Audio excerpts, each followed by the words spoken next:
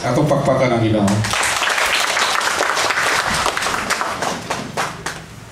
It's already 12 o'clock. 11. Huh? 11. But in my panel, it's already 12 o'clock. Sorry about that. Praise the Lord. Anyway, hallelujah. Have you felt the presence of God is during the praise and worship? Amen. Okay. Psalm 91 verse 1 to 16. It's about dwelling. Dwelling sa Bisaya pa na magpuyo. You know, there's a meaning of Christmas. Most often, ang atong mahibawaan sa Christmas nga tinghatag nga tao si Ginoong Hesus, ihatag siya sa Dios aron sa atong kaluwasan. Because kinanghatag mo ng Ginoo, mao sa nang manghatag sabta, okay, o mga gasa. There's nothing bad in the giving, okay, but most often we forgot the whole meaning of Christmas. Okay?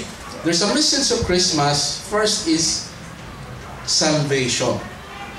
Salvation, or what we call restoration. God, through His Son Jesus Christ, restored that which was lost by our first father, Adam. Okay? And there's so many things that was lost during the time of Adam, during the fall, the first fall. Okay? The second message of Christmas is transformation, kausaban. First, there is salvation, restoration. God made us new when we surrender our life to Him. But the second is transformation. The Bible says we are transformed by the Word, and we are transformed by trouble. Okay?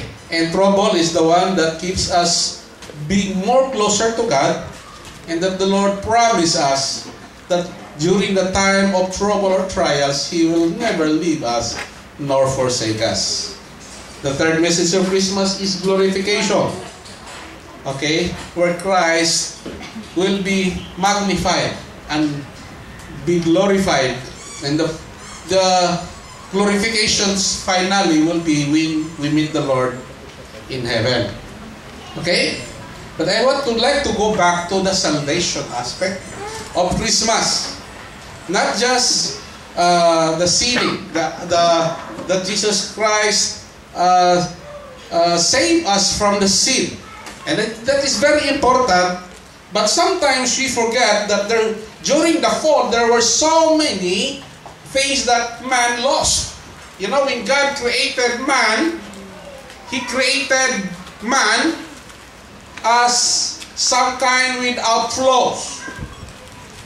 And He created man to live in paradise. Say paradise. Okay? That is the dwelling place of man.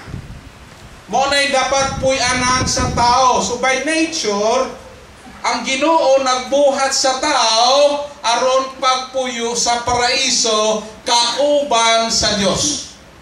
Kauban sa Dios. Sa paraiso igsoon makita dito ang presensya sa Dios. Kanang ma-feel yun sa tao ang presensya sa Dios. Gani si Adan makigistorya man casually sa Dios. Hello.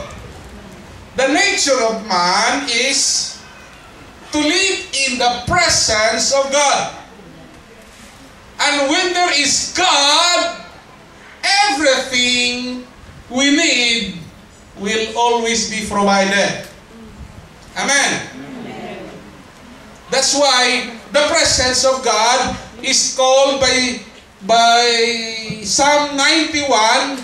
According to them, it was Moses who wrote this Psalm 91, although most of the Psalm were written by King David. Sometimes it was written by Korah, the priest, and sometimes by some minor prophets, and incorporated into a Psalm. But in this verse of Scripture, some authors said that this was written by Moses. Are you following me? Because Moses encountered this provision and goodness of God when he protected the people of Israel during their exodus. Okay? Ang Ginoo igsoon sa dihang nagluwas siya kanato iyang gisayta sa atong sin pero gi-restore sab ang katong nangawala nato. Hello. Usa sa nawala sa tao igsoon mauna siyang presensya sa Dios. The presence of God is to be the refuge of man. Because within the presence of God, there is what we call, gitawag ni siya, protection. Amen ba? Atong basahon igsoon, dinhi sa Salmo 91, verse 1 to 16. Akong basahon gikan sa King James Version. Kay mas gwapo paminahon ang in English ani sa King James Version. Ibutang diha, he that dwelleth in the secret place of the Most High shall abide under the shadow of the Almighty. Bisaya pa na kinsa katong nagpuyo. Kadang duwag igsoon, anak ka nagpuyo. In the secret place of the Most High. Unsa man ning sekrito nga taguanan sa Ginoo. Ubang tao igsoon mangitag secret place wantong mga kuweba nagtuo sila nga tuwa dito ang Dios. Ang ilang makitan mga binting, mga kwaknit. Hello. Akong kuno igsoon na remember ha, dwelle. Kinsa ka to nga magpuyo, kita igsoon mga Kristohano na ta. Pero kasagaran nato igsoon wala ta magpuyo, wala ta nagpuyo sa secret place. Bibisita lang ta from time to time. But God wants us to stay in the secret place. The secret place represents the presence of God. What we do here in Son, if it is in the flesh, is nothing, and the flesh will always kanatong unod, manganak yunig unod. Ang unod dili ka panganak og spirito. Pagsabihang mo puyo ta sa secret place, sa presensya sa Dios igsoon, you will be under God's Almighty's protection.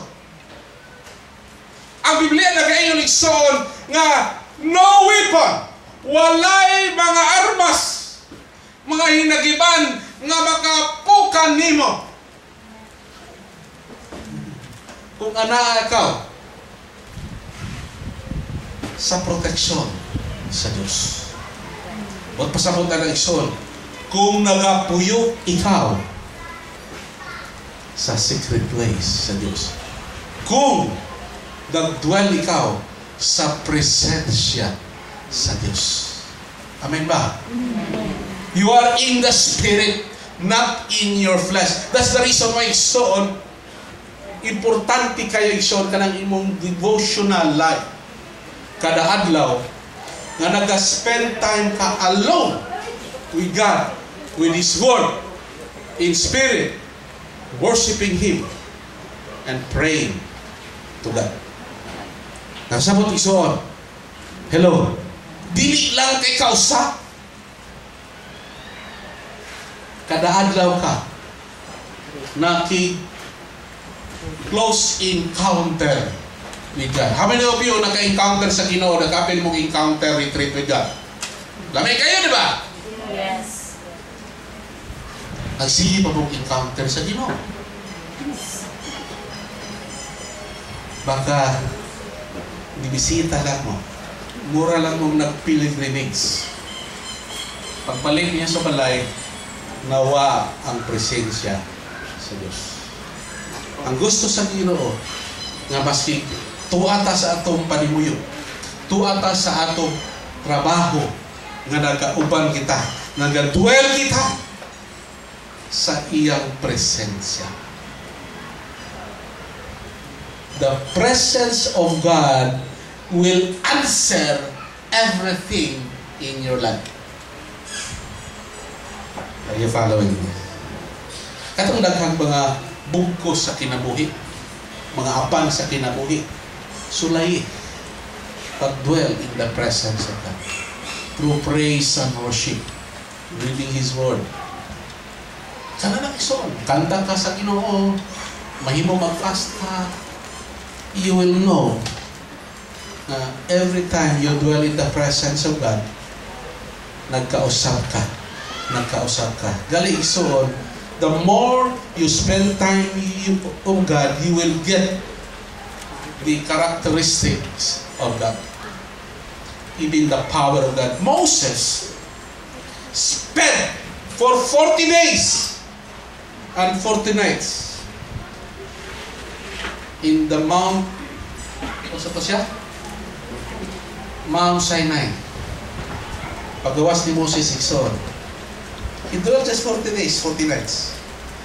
Si Moses Ikson, ang iyang naon, nag-radiant. Nakuha ang radiant sa Ginoo. Inakuha ang some power and presence of God na pagnaog na Ikson, murag na ay kanang light sa iyang naon. Are you following me, Ikson? Okay? You shall abide. Kano Ikson?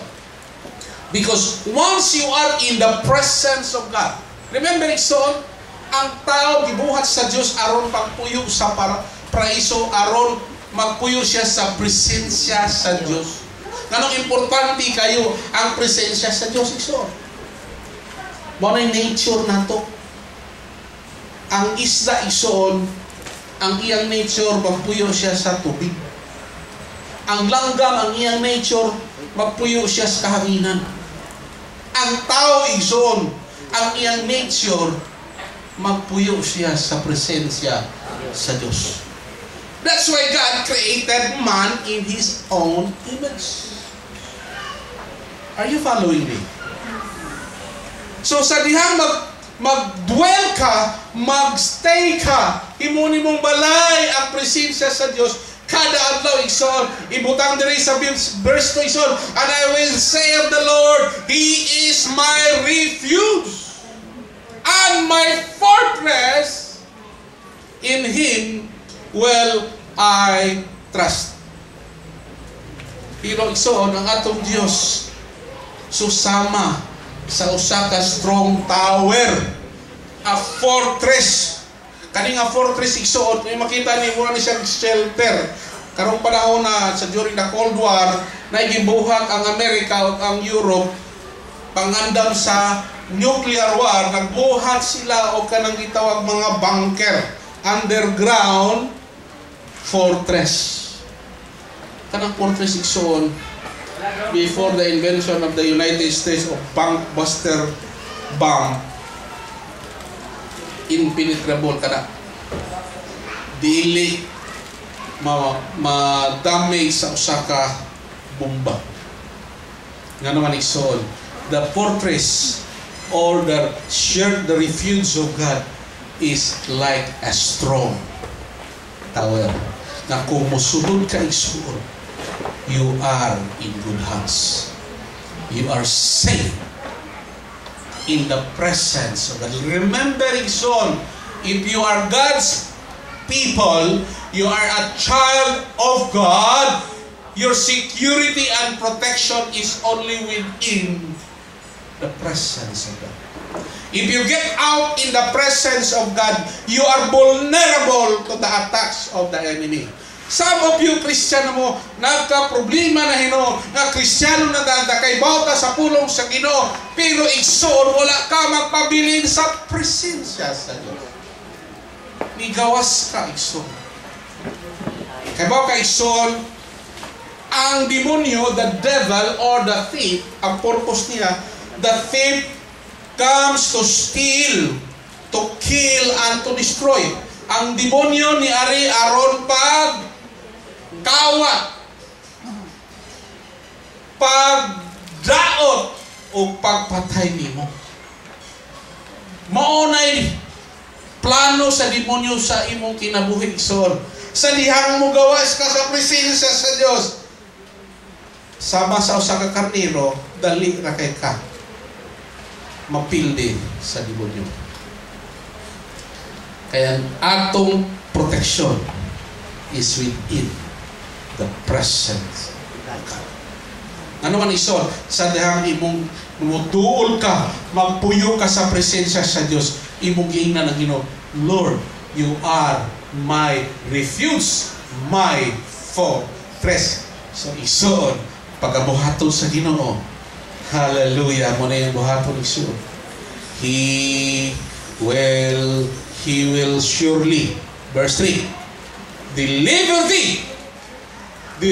you from the snare of the fowler. Usag inyo sa Ginoo, maybe deliver you. Ibutang na sa verse 3, surely. Usag siguro, sigurado gina. Mangutana ko ninyo isoon, ang Biblia mamakap ba? Okay, ang Diyos gamhanan, di ba? Pero sa pagkagamhanan sa Diyos, baka pamakak ba ang Diyos? Ayan pulo reason, basta musulod ka ngadto sa iyang presensya. God will be your refuge. And He said, He will deliver you surely from the snare of the fowler. What is fowler? Or what is a snare? A snare is a trap. A fowler is like the devil. Monisha is someone who hunts by trapping birds for food. So, pag magawas ka sa presensya sa Diyos, vulnerable ka sa demonyo, sa mga wolves.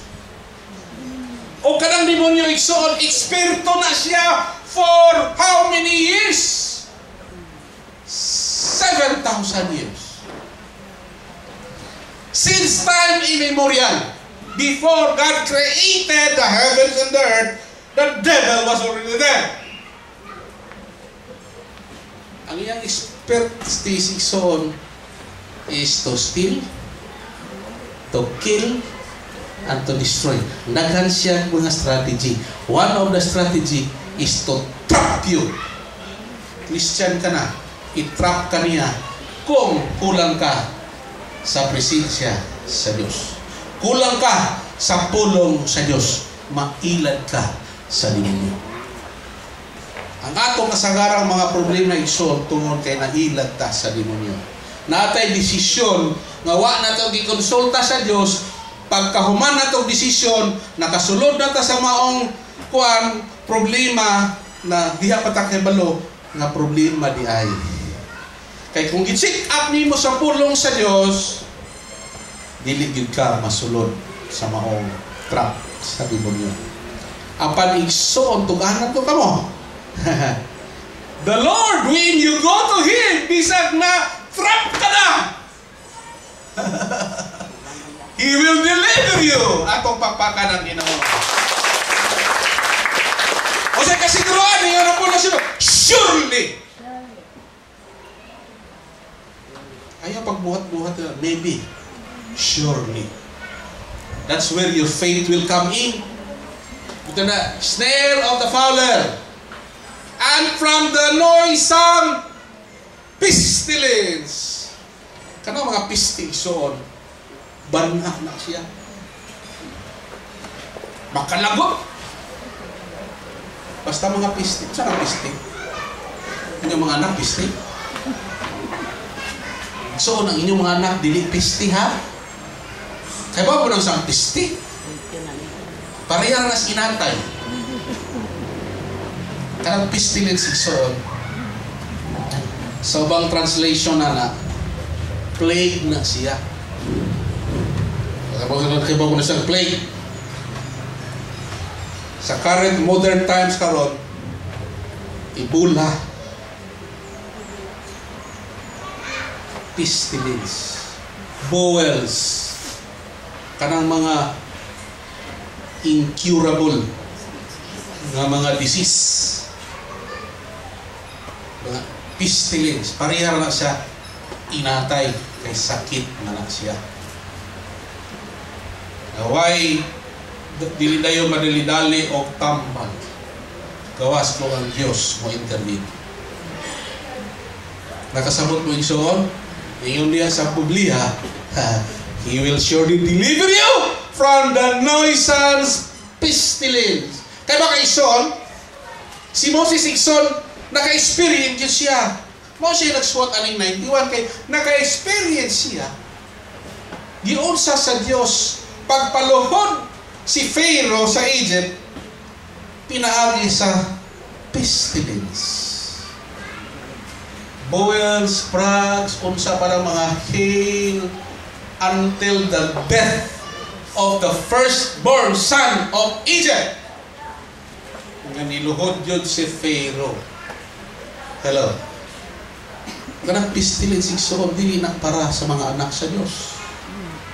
Kaya baka igsoon ang para sa anak sa Dios, para ka sa presensya sa Dios aron magpuyo ka sa paraiso nga full of peace, because that's the characteristic of the paradise, full of peace. Kung na kay panginahanglan igsoon, imo na yung makit-an just on the desire of your heart. That's why si Psalmista David nagaingon siya, if you delight in the word of God, He will give you the desire of your heart. Delight. What's ang delight igsoon? Karon mga on nag-litson igsoon, ganahan ka masig wala pa ta mga on na naghuna-una ka. Litson nga naman nag-delight ka, ganahan kay kamo ka og litson. Mao na ang Dios igsoon. Sa dayang mo ganahan kay ka bisan pa pakakabasa, ganahan lang ka. The Lord will give you the desire of your heart. Ato papakalagan doon.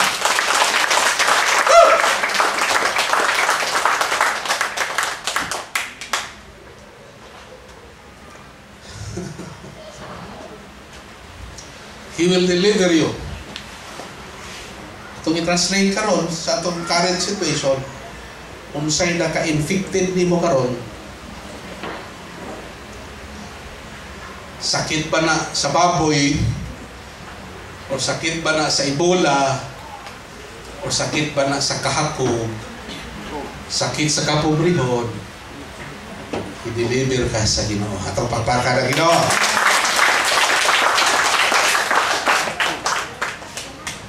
Mao ni siya igsoon, makita niyo.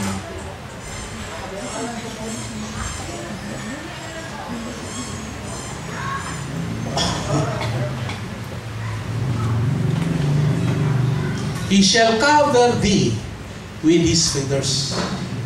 Verse 4.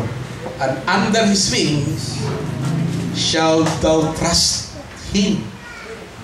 His truth shall be your shield and buckler. Sihog Panginuklog ani. He shall cover thee with his feathers.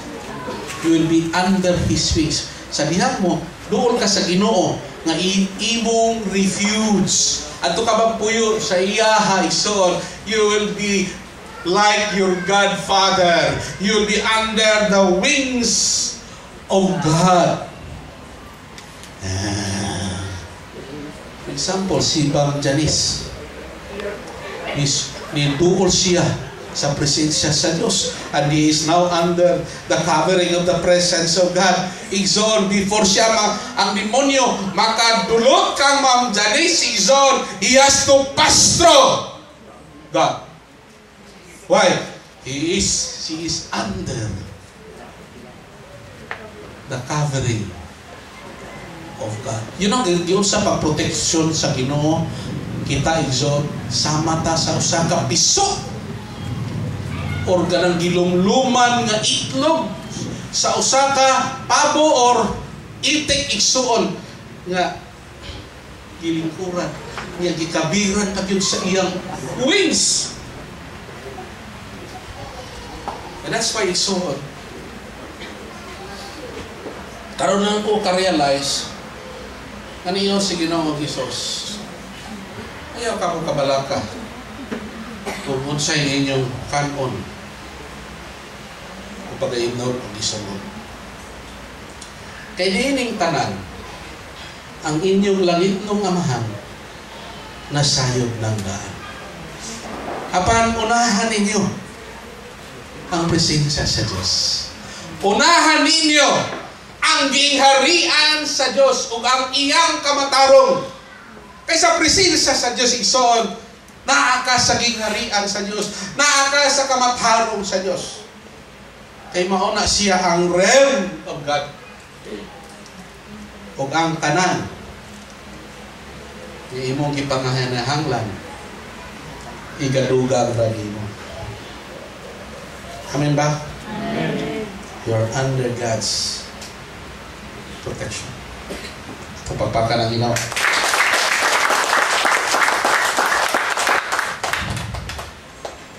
A thousand. Ada pa na ikimutan rin. His truth shall be thy shield. O say truth. And buckler. Kamatuoran. Unsa ang kamatuoran? Ang kamatuoran ang pulong sa Diyos. O niya si Ginoong Hesus mausay kamatuoran. The word is truth. Jesus is truth because Jesus Christ said, I am the way, the truth, and the life. But in the first book of John, in John chapter 1, he says, in the beginning was the Word, and the Word was with God, and the Word was God. But in igsoon, if you are in the presence of God, igsoon, the Word nga imong pasahon sa Biblia, once you speak it, becomes the Word of God. Activated Word of God. Sa dihang dili na nimo basahon igsoon, napalang na sa imong altar, imong gimutang-butang na imong Biblia diha igsoon. Wala na igahong amang pulong. Apan kung katong anak sa Ginoo nga nagdwell sa presence sa Ginoo, sa diyang iyang basahon o iyang tuhuan ang pulong sa Ginoo o unya iyang ilitok sa iyang sitwasyon, mahimo na siyang power sa Ginoo. Mag-imong words, mahimong word o God o pagkakarangilong.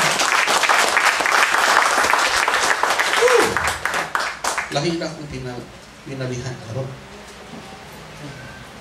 I was infected by the Holy Spirit. Psalm 8, dito ta kay pila na rin nabilin na oras. Puro lapas na po. Okay. Muna siya isuot. Sa verse 5, thou shall not be afraid of the terror by night. Di ka malisang mong umo. O mga adik-adik diha, ay lang padoon. Palayo lang. Okay? Or for the arrow that fly by day. Kaya kay terror by night, kasagarang terror by night, kaya mga ugo-ugo. Mga demonyo-demonyo. Na ining mangika, mga kasi mo, tabi, excuse me. Kaya baka isuon sa Pilipinas, murag mahadlok ka nas demonyo kontra sa Diyos. Kaya kung mangihita niya, tabi, diha. Ingo nato, dili ingo nato. Pero mangawat ng alita, di ko tama nyo sa Ginoo, excuse me Lord. Hello.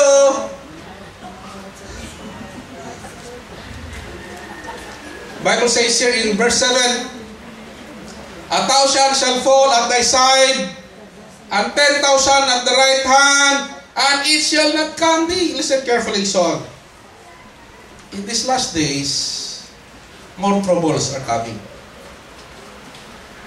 I would like to tell you, dili tamuhan lukon. Pero that is the reality in the last days. We are in the last days. Normal na kailang mga linog, kanang mga calamities, tungkol na ng super typhoon. Kaya baka isuod ngano ang super typhoon Ruby na what at power. The people of God pray. And the people of God use the word of God to cause Ruby to dissipate, to go to the depth of the sea. Okay? Ang north, the cold wind, this typhoon was gisugat sa cold wind so it dissipated. Amen ba? That is how God moves. So, kaya kung wala to, mahunong ang typhoon, Ruby, wala mo hinay, mas dako pa to o calamities, very soon kaysa Yolanda. Itong pagpaka ng Ginoo. Kita na isuot ko, no? You will just see on thy side, in the right hand, 10,000. In the left hand, 10,000. But it will not come to you. Ako nagkuhaan ko anak ka na nag-pray ko, Lord. Ano man, Lord, nga ang wither karon, dili man by country or by continent ba? Sa una continent ba? May buwan yung Cebu, tahon Cebu, buwan. Karon isuon, by sityo, sahay. Ha? Kaya ba kayo isuon? Mag-uwan sa Mabolo. Pero banilag may uwan. Mag-uwan sa Lapu-Lapu. Pero bandawi may uwan. Sabot kayo isuon? I believe isuon, i-allow na sa Ginoo. Kaniyo mo yun, mga calamities shall come. Pero ang mga anak sa Diyos, kung muduol sila sa presensya sa Diyos, ilang mapahulong, mapadivert nila ang maong calamities sa ilang lugar. Atong pakpakan ng Ginoo. Ay sa ilang lugar, Lord, so where you are in residence, you have the authority to command that wither. Itong pakpakan ng Ginoo. So kung naka-isuon, kung madayon man gani, imo makita ni isuon, kaniyong balay, maoray magtindog, ang uban mo, ang hapay na. Amen ba? Amen. Okay. Because, verse 9, because thou hast made the Lord, which is my refuge, even thy most high God, thy habitation, unsay mga protection sa Ginoo? There shall be no evil before thee, neither shall any plague come thy dwelling. Walay mo abot nga mga evil things sa imong pamilya, nor any plague nga mo abot. For thy verse 11, igsoon isa, for he shall give his angels charge over thee, to keep thee in all thy ways. Remember, igsoon, na under ka sa wings sa Ginoo. Under the wings of God. The devil cannot penetrate you. He has to first deal with God and the angels with God. Ato pagpakaran mo.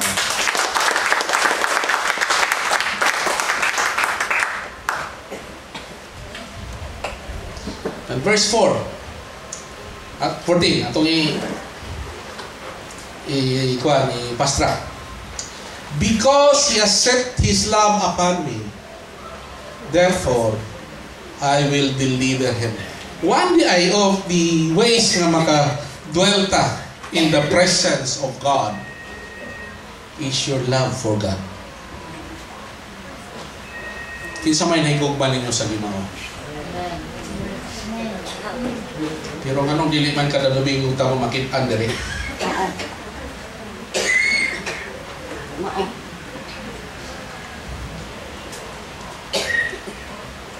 Kinsa may gustong panalangin sa Ginoo, protection sa Ginoo, tanan ta. Pero ang process ba din ta gusto? Yung Ginoo, sige, appeal diri, paminaw sa pulong sa Ginoo. Wala tayo makuha diya. Sila na wali na si Pastor Art o tithes and offering. Nga mo si wali na ison. Kaya wala pa mo ma-deliver, anak. Hello. Kana siya igsuon. Poverty, pestilence na. Pisti sa imong income. Ang imong income mo sunod, 10,000. Pag the end of the month, deficit 2,000. Ano naman? Naipisti. Ang uban na ito, tuwa sa disgrasya. Tuwa sa sakit. Mga unexpected pisti. Iabot. Are you following me? So on. Huwag mo tayo ma-deliver. Kanuman, we did not allow God to protect our income. Nakakagihatag, kanang mga giring-giring. Di giring-giring kanang mga kinabuan nga papel. Kasi kinabuan nga papel ron, 20 pesos. Have you tried to make a sacrificial offering and then expect the Lord to do miracle? Have you tried that? You tried. If God do miracle, nagampo lang ka, okay? Why not try? Ampo ka niya, busong pagod ka. It will be double or triple blessing. Atong pagpaka ng Ginoo. Instead unta kuan bongbong ra og sahog og kuan kanang sana atop ang mahuman dili lang kay kana ratama. Pati pa-applyan si Sabil atong pagpaka ng Ginoo.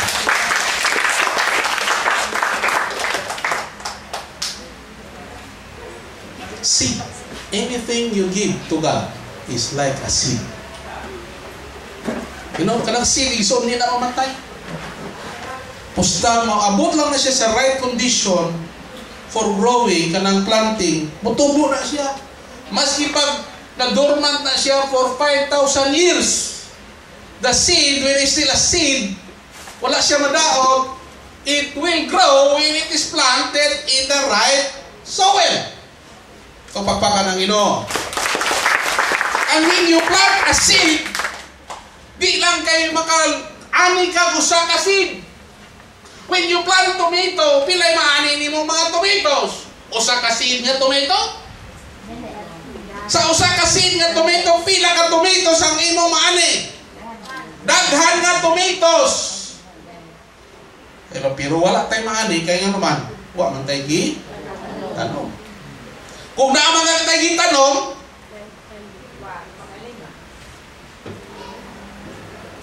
wa pagali bamunga, gikaon na ang puto. Jadi walay multiplication. Amen ba? Amen. That's why son, gingon na, because He has set His love upon me. The Bible says, when you love me, Jesus Christ said, Peter, do you love me? Yes, Lord, I love you. Then the Lord asked him again, Peter, do you really love me? Lord, ay nahikong malay ko ni mo, then feed my flock. Feed my flock. Kaya ba kaisuon ka na mag-feed ka o flock? Gastuso na. Hello? Kaya ba kaisuon ka na manrabaho ka para sa Ginoo, wala na sweldo? Amen? That is how it costs to love the Lord. Christianity is not just lip service. As the Lord deal with me, God will deal on you. Because we cannot be promoted without passing a process from God. Amen ba? Yes, you will dwell the manna of God. But that is not the best for you, the manna. Because the manna is only good for the day. You cannot even accumulate it for 1 week. It's good for the day. And all of you, most probably all of you, or maybe a percentage, major percentage of you, are living on a manna. You are thankful the Lord because nabuhit ka. Nakakaon ka 3 times a day. But if you are a child of God, that is not your situation supposed to be. Are you following me? You will have excess and surplus that you can share and give to others. Atong pakpaka ng Ginoo. Especially for the work of God. Especially at this time of Christmas. Amen ba? Because He set His love upon me, therefore I will deliver him. Kay nungdum ang Ginoo. Ang centurion, dili to siya Christian ha? He was a Roman army centurion. You know, centurion is like managing 100 people around a company. Okay? But he is in rank. Okay? And with authority. But kini centurion igsoon, because ang Roman army kani ato igsoon is known for abuse, bad reputation.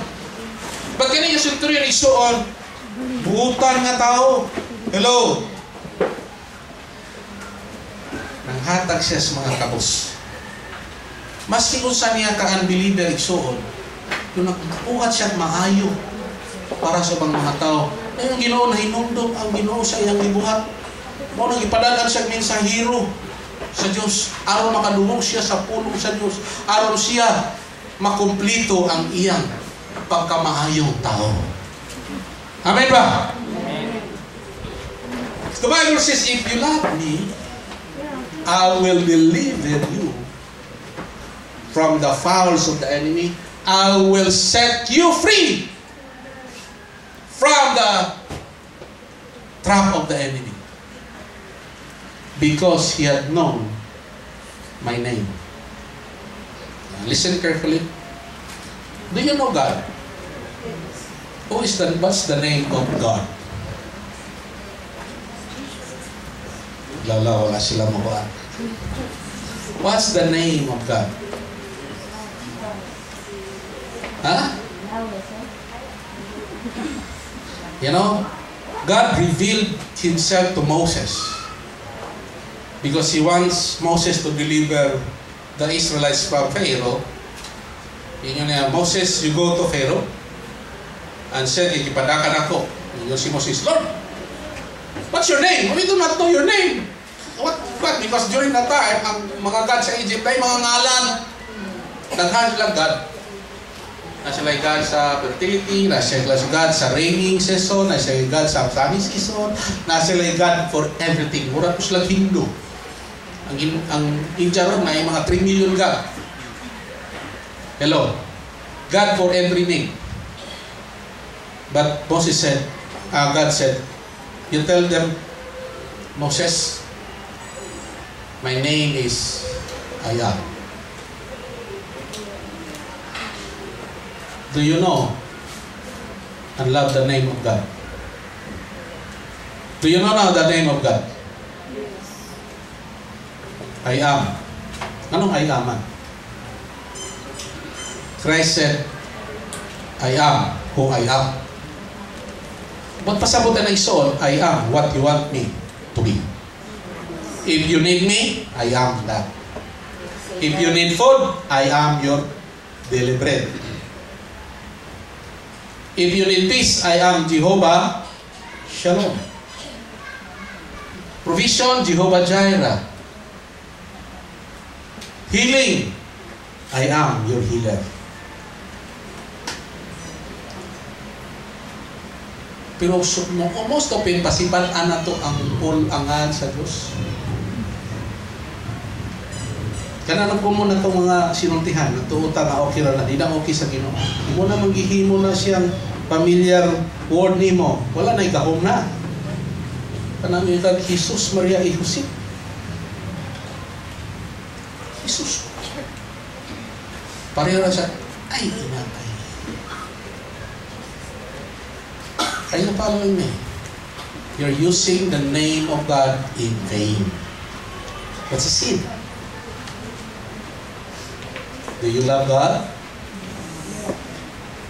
Kung magkayo ka nga, ay, nasayo mo ka na, do not insist. Ask the Lord for forgiveness. Why? God will forgive you. Amen ba? Amen. But often, pangutanon ka, kumusta ka ba? Dato na ka? Uy, I am poor. I am still poor. I am sick. Remember, Iksoon, what you want God in your life, God is. He said, I am who I am. I am what you need from me. If you need healing, He is the healer. If you need provision for finances, He is Jehovah Jireh. Just love Him and call upon His name. Claim, Lord, you said that you are my provider. Ask me for my daily. I ask you, Lord, provide me for my daily needs. Be specific. Okay? When you're praying for a car, do not pray for bread. When you're praying for healing, do not pray for bread. You're praying for healing. When you're praying for bread, when you're needing bread, then pray for bread. Be specific. Because your mouth has the power. That's why because when your word, you spoke it in the presence of God, in the Spirit, in the name of Jesus Christ, the angels will hear it. Pag sayop ang inyong instruction, dili kalihok ang mga angels. You need to be specific. Amen ba? So that the glory of God will go to Him.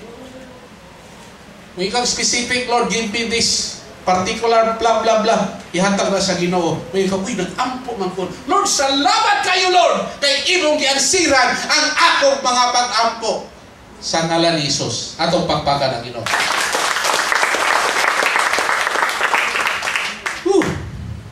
He shall call upon me, and I will answer him.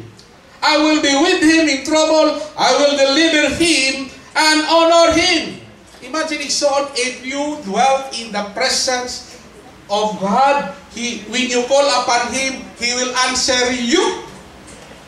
There is an open line between you and God, just like in the creation, just like in paradise, when God was walking in the garden and said, "Where are you, Adam?"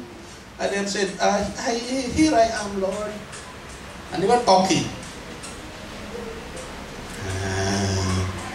Dili malayo ang Diyos.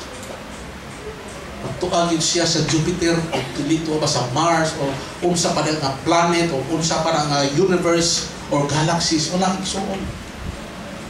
If you make God your dwelling place, you are in the house of God. As a matter of fact, when you are in the presence of God, you make God your dwelling place in God. God Himself stays inside of you, so that wherever you go, God is with you. Pagpakpakan ng Ginoo. He's a big God, but He has the ability and the power, even with His bigness, to stay in your small heart forever. Amen ba? Kapag kalikson, espiritu sa Ginoo na nimo, dili na mahawa. Mangluod lang na, pero magpabili na hangtod sa imo ikamatay. Until the Lord, pasaylo ako. Are you following me? I will deliver him. I will honor him. Kaya ba kaigsoon? Kasi kung sige ipakita sa mga tao karon. Well, masay kaduha. Power. Kaduha. Ang katulo, honor. So that you will be honored, will be known. Sa Proverbs, I think it's Proverbs 21. The fear of the Lord leads to wealth, power, honor, at ikaw is long life. Verse 16. With long life, I will listen, igsoon, ang Diyos may nagsulti ani. Katong mudwell sa presensya sa Diyos. Isa, with long life, I will satisfy him. Long life. Usa na to diri, we are trying our best to stay longer and look younger. Ha? Mo man yung usual sa mga tao na gusto sila nga mabuhi sila. Or Mahimo pag di mamatay. With long life, I will satisfy him and show him my salvation. Amen. Amen ba? Amen. Ato pagpagka ng Ginoo. It pays and it is good to be a child of God when you dwell in the presence of God. Ato